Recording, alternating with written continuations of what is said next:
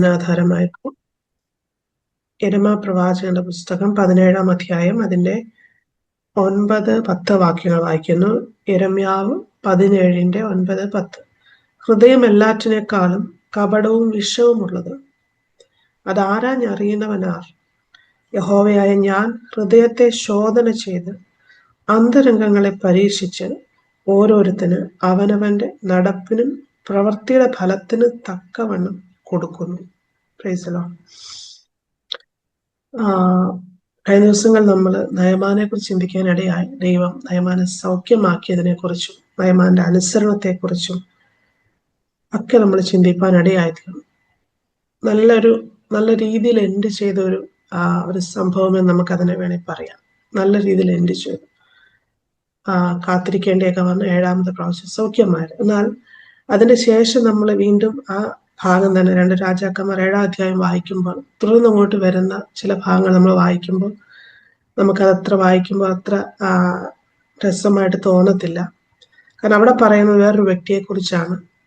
ഏലീശ പ്രവാചകന്റെ ശിഷ്യനായിരുന്ന അല്ലെങ്കിൽ ദാസനായിരുന്ന ഗേഹസിയെ കുറിച്ച് അവിടെ പറയുന്നത്. ഹല്ലേലൂയ, സ്തോത്രം. നമുക്കെല്ലാവർക്കും സുപരിചിതമായ വേദഭാഗമാണ്. നിങ്ങൾ ആ സമയം പോലെ വായിച്ചു നോക്കിയ 2 രാജാക്കന്മാർ 5-ാം അധ്യായം അതിന്റെ താഴോട്ടുള്ള ഭാഗങ്ങൾ വായിക്കുമ്പോൾ നമുക്ക് മനസ്സിലാകും. 2 രാജാക്കന്മാർ 5-ന്റെ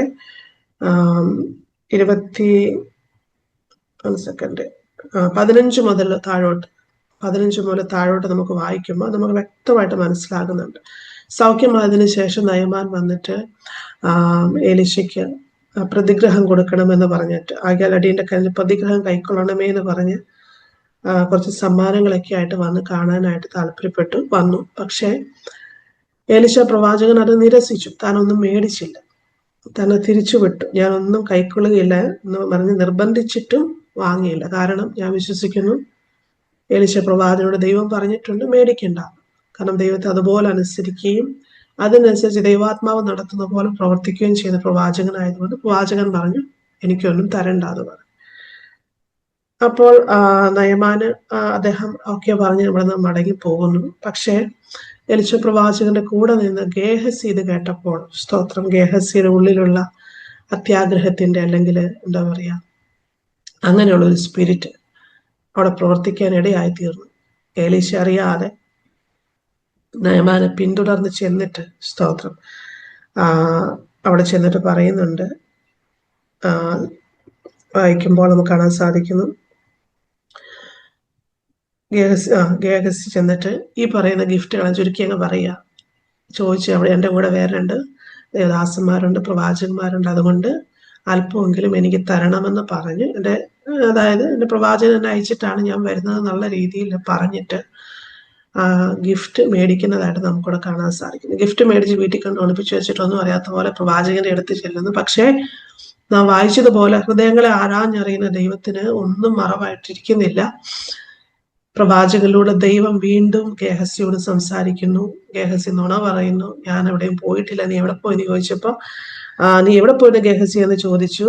അതിന്റെ 25-ാമത്തെ വാക്യം 5-ന്റെ അടിയൻ എങ്ങും പോയില്ല എന്നവൻ പറഞ്ഞു. അതിനവൻ ആ പുരുഷന്റെ അകത്തിൽ നിറങ്ങി നിന്നെ എതിരേറ്റപ്പോൾ എന്റെ ഹൃദയം നിന്നോടുകൂടെ പോന്നിരുന്നില്ലയോ? ദ്രവ്യം സമ്പാദിപ്പാനും വസ്ത്രം, ഒലിവുതോട്ടം ഇങ്ങനെയുള്ളതൊക്കെ സമ്പാദിക്കാനൊക്കെ വേണ്ടിയിട്ട് ആടുമാടുകൾ, മുന്തിരിത്തോട്ടം, നിനക്ക് ഇതാകുന്നുവോ സമയം? ആകയാൽ നയമാന്റെ കുഷ്ഠം നിനക്കും നിന്റെ സന്തതിക്കും എന്നേക്ക് പിടിച്ചിരിക്കും എന്ന് അവനോട് പറഞ്ഞു. അവൻ ഹിമം പോലെ വെളുത്ത് കുഷ്ഠരോഗിയായി അവന് വിട്ടു പുറപ്പെട്ടു. അപ്പോൾ അനുഗ്രഹം പ്രാപിക്കേണ്ട സമയത്ത് തലമുറകളായിട്ടുള്ള ഒരു ശാപത്തിന്റെ ഒരു സീസണിലോട്ട് വിത്തിൻ ഫ്രാക്ഷൻ ഓഫ് സെക്കൻഡ് ഗേഹസിയുടെ ലൈഫ് മാറിപ്പോവാനിടയായിത്തീരുന്നു. സ്തോത്രം. തലമുറകളോളം നിൽക്കുന്ന കുഷ്ഠരോഗത്തിന്റെ ഒരു ശാപം, സ്തോത്ര, പ്രവാചകന്റെ വാക്കുകളിലൂടെ അല്ലെങ്കിൽ ദൈവം അനുവദിച്ചു നമുക്കിവിടെ കാണാൻ സാധിക്കും.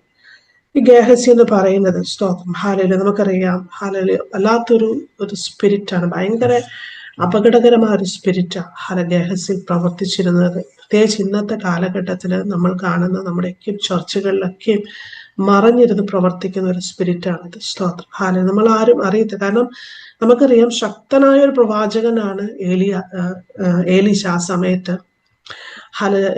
ശക്തനായ പ്രവാചക ആ ഒരു കാലഘട്ടത്തിൽ ആ പ്രവാചകന്റെ കൂടെയാണ് നടക്കുന്നത്. ഹല്ലേലൂയ. വല്ലാതെ നല്ലൊരു സ്പിരിച്വൽ ആറ്റ്മോസ്ഫിയറിലാണ് ഗേഹസി നടക്കുന്നത്.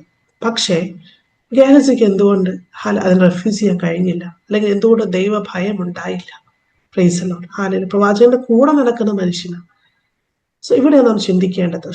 ഹല്ലേലൂയ. നമ്മൾ നല്ലൊരു സ്പിരിച്വൽ അറ്റ്മോസ്ഫിയറിൽ നമ്മൾ ആകണമെന്ന് പറഞ്ഞതുകൊണ്ട് ആന്തരികമായ മാറ്റങ്ങൾ നമ്മുടെ ലൈഫിൽ വരുന്നില്ലെങ്കിൽ, ട്രാൻസ്ഫർമേഷൻസ് വരുന്നില്ലെങ്കിൽ, നമ്മൾ എത്ര പവർഫുള്ളായ മീറ്റിംഗ് കൂടിയെന്ന് പറഞ്ഞിട്ടും എന്നും ഹല്ലേലൂയ ഞാൻ നല്ല മെസ്സേജസ് കേൾക്കും, അല്ലെങ്കിൽ ഞാൻ അങ്ങനെ സ്പിരിച്വലി ഭയങ്കര പവർഫുള്ളായ ആളുകളോട് കൂടിയാണ് ഞാൻ കണക്റ്റഡ് ആണ് എന്ന് പറഞ്ഞിട്ട് കാര്യമില്ല എന്നുള്ള വലിയൊരു സത്യമാണ്.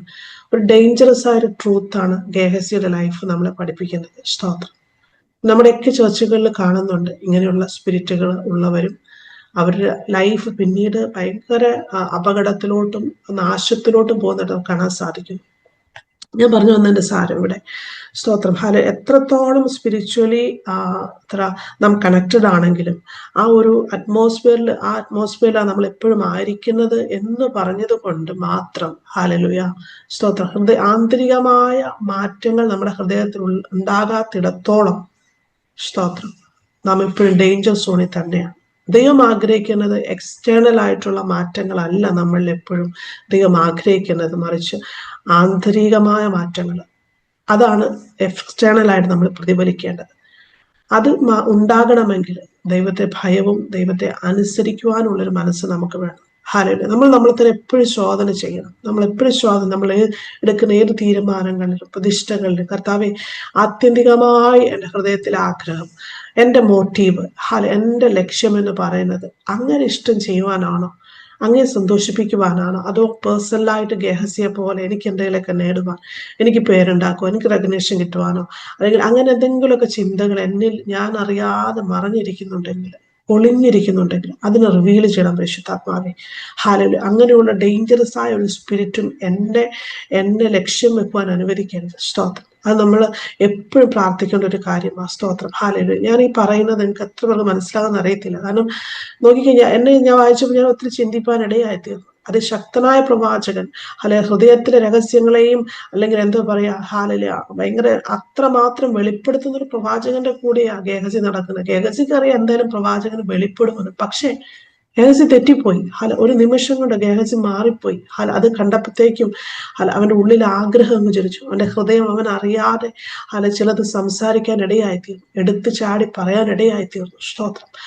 ആ സ്പിരിറ്റ് അവന്റെ വർക്കായി. അവൻ അറിഞ്ഞിരുന്നില്ല അവന്റെ സ്പിരിറ്റ് തന്നിലുണ്ടെന്നുള്ളത്. പലപ്പോഴും നമ്മൾ അറിയത്തില്ല. സ്തോത്രം. എന്നാൽ ദൈവത്തിനെ നാം പ്രാർത്ഥിക്കണം. ദിവസങ്ങൾ നമ്മുടെ പ്രാർത്ഥന അങ്ങനെ ആയിരിക്കട്ടെ. സ്തോത്രം. കർത്താവേ, ഹല്ലേലൂയ, എന്തെല്ലാം എനിക്ക് സ്പിരിച്വലി ഉണ്ടെന്ന് പറഞ്ഞാലും എന്നെ തകർക്കുന്ന ഓപ്പർച്യൂണിറ്റീസോ ആഗ്രഹങ്ങളോ ഞാൻ അറിയാതെ എന്നെ പിന്തുടരുന്നുണ്ടെങ്കിൽ അതിലോട്ടൊന്നും കണ്ണുപോവാതെ, അതിനോടൊന്നും കോംപ്രമൈസ് ചെയ്യാതെ, അതിനൊന്നും കൈ കൊടുക്കാതെ, എൻ്റെ ദൈവം എനിക്ക് ഒരിക്കൽ, നമ്മൾ ഇന്ന് പാടിയ പാട്ടുപോലെ, കർത്താവ് എനിക്ക് വേണ്ടി സകലതും നന്മയ്ക്കായിട്ട് ചെയ്യുന്ന ദൈവമാണ്. ഒരു പക്ഷെ ഞാൻ കടന്നു പോകുന്ന പാത്ത് എനിക്ക് അനുകൂലമല്ലായിരിക്കാം ഇന്ന്, സാഹചര്യങ്ങൾ എനിക്ക് അനുകൂലമല്ലായിരിക്കാം. അവിടെ ഞാൻ കർത്താവിന് വേണ്ടി വിശ്വസ്തയോടെ നിൽക്കാൻ നമ്മൾ തയ്യാറാകുമ്പോൾ സ്തോത്രം, മറഞ്ഞിരിക്കുന്ന അനുഗ്രഹങ്ങളെ കർത്താവ് നമുക്ക് വേണ്ടി വെളിപ്പെടുത്തും. ദൈവത്തിന്റെ അനുഗ്രഹങ്ങൾ പലപ്പോഴും മറഞ്ഞിരിക്കുന്ന അനുഗ്രഹങ്ങളാണ് ദൈവം നമ്മെ അനുഗ്രഹിക്കുന്നത്. അവിടെ ദൈവം ആഗ്രഹിക്കുന്ന അനുസരണങ്ങളും, ദൈവം ആഗ്രഹിക്കുന്ന ആഴമേറിയ സമർപ്പണങ്ങളും വിശ്വസ്തതകളെല്ലാം നമ്മുടെ ഹൃദയത്തിന്റെ ആഴത്തിൽ ദൈവം നോക്കിക്കൊണ്ടിരിക്കും. ഹല്ലേലൂയ. നമുക്കറിയാം നാം ആരും പെർഫെക്റ്റ് അല്ല. പക്ഷേ നമ്മൾ പെർഫെക്റ്റ് ആക്കുന്ന ഒരുത്തൻ നമ്മുടെ കൂടെയുണ്ട്. പരിശുദ്ധാത്മാവ് നമ്മുടെ ബലഹീനതകൾ തുണ നിൽക്കുന്ന, നമ്മളെ ശുദ്ധീകരിക്കുന്ന. സ്തോത്രം. ഹല്ലേലൂയ. ഗേഹസിയെ കുറിച്ച് പറയുമ്പോൾ വളരെ പ്രോക്സിമിറ്റി ആയിട്ട് അറ്റ്മോസ്ഫിയർ അവനുണ്ടായിരുന്നു. പക്ഷെ ഹൃദയത്തിന്റെ ആഴത്തിൽ നിന്നുള്ള ഒരു പ്യൂരിറ്റി അവന്റെ ലൈഫിൽ അവനില്ലായിരുന്നു. സ്തോത്രം. അവൻ ഗ്രേസിനോട്, ദൈവകൃപയോട് വളരെയധികം അടുത്തു നിന്ന വ്യക്തിയായിരുന്നു. സ്തോത്രം. പക്ഷെ അവൻ അറിയാതെ ശത്രുവാകുന്ന പിശാച് കൊണ്ടുവന്നിട്ട് അത്യാർത്ഥി എന്ന് പറയുന്ന, ഗ്രീഡ് എന്ന് പറയുന്ന ആ ഒരു സ്പിരിറ്റ് സത്യത്തിൽ അവനെ കൊന്നുകൊണ്ടിരിക്കുകയായിരുന്നു. അവന്റെ നാശത്തിലോട്ട് അവനെ വലിച്ചുകൊണ്ട് പോകുന്നു. അവനറിയാതെ അവന് വലിച്ചുകൊണ്ട് പോകുന്നുണ്ടായിരുന്നു. ഈ ദിവസങ്ങളിൽ നമ്മൾ വളരെ ആഗ്രഹിക്കുകയും പ്രാർത്ഥിക്കുകയും ചെയ്യേണ്ട കാര്യമാണ്. കർത്താവേ, സ്തോത്രം, എൻ്റെ ക്രിസ്തീയ ക്രിസ്തീയ നടപ്പ് അങ്ങയുടെ വഴികൾ മാത്രമായിരിക്കട്ടെ. എൻ്റെ ക്രിസ്തീയ വിശ്വാസവും എൻ്റെ സമർപ്പണങ്ങളും തീരുമാനങ്ങളും എല്ലാം കർത്താവെ സ്തോത്രം.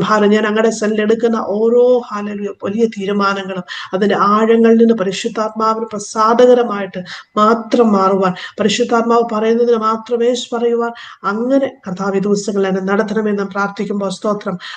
ദൈവത്തിന്റെ ആത്മാവ് നമ്മളെ പറഞ്ഞതുപോലെ സ്തോത്രം സകലവും നന്മയ്ക്കാക്കി തീർക്കുന്ന, സകലവും മറഞ്ഞിരിക്കുന്ന നന്മകളാൽ നമ്മളെ, അല്ലെങ്കിൽ രൂത്തിനോട് ദൈവം പറഞ്ഞതുപോലെ നീ കൊയ്തിട്ടില്ലാത്തിടത്ത് നിന്ന് നിന്നെ അനുഗ്രഹങ്ങളെ പെറുക്കുവാൻ ഇടയാക്കുന്ന ദൈവത്തിന്റെ കരം പ്രൈസ് ദി ലോർഡ് കർത്താവ് നമ്മുടെ ജീവിതത്തിൽ ചെയ്യും. വളരെ വളരെ ഡേഞ്ചറസ് ആയി അപ്പോൾ തന്നെ ദുഃഖകരമായ ഒരു ലെസൺ ഈ ഗേഹസിയുടെ ലൈഫ് നമ്മളെ പഠിപ്പിക്കുകയാണ്. നമ്മുടെ ക്രിസ്തീയ ജീവിതം, നമ്മുടെ ക്രിസ്തീയ നടപ്പുകളും ഈ ദിവസങ്ങളിൽ ദൈവത്തിന് ഏറ്റവും പ്രസാദകരമായിരിക്കണം. അപ്പോൾ തന്നെ നമ്മുടെ ഹൃദയങ്ങളെ ദൈവസന്നിധിയിൽ ശോധന ചെയ്യാൻ ഏൽപ്പിച്ചു കൊടുത്തുകൊണ്ട് ദൈവസന്നിധിയിൽ പുതിയ വരുവാൻ, ഓരോ ദിവസവും പുതിയ വരുവാൻ പരിശുദ്ധാത്മാവിനാൽ മാത്രം. ദാവീദ് പ്രാർത്ഥിച്ച ഒറ്റ കാര്യമാണ്, കർത്താവേ അങ്ങയുടെ ആത്മാവിനെ എന്നിൽ നിന്ന് എടുത്തു കളയരുതേ. സ്തോത്രം.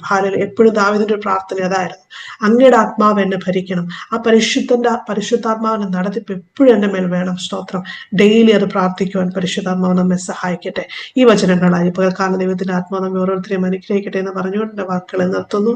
കർത്താവ് നമ്മെ